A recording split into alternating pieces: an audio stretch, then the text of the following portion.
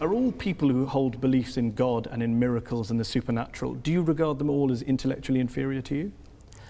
I regard those beliefs as intellectual nonsense. I don't regard the individuals as intellectually inferior to me, because many of them palpably are not. If you go back in history, then all bets are off, because before Darwin, for example, it is not at all surprising that before Darwin people believed in all kinds of things which they wouldn't believe in now. There are many people, many scientists today who say they're religious.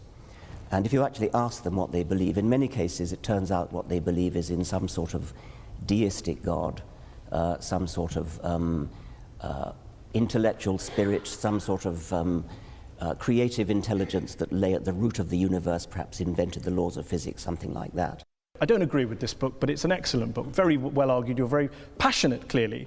There's one section in the book where you talk about bringing up children. Oh, yes. And you talked about education.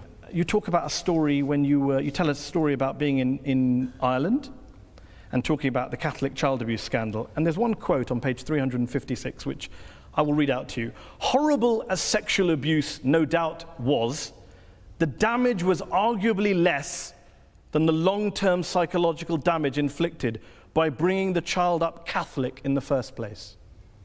You believe that being brought up as a Catholic is worse than being abused by a priest? There are shades of being abused by a priest, and I quoted the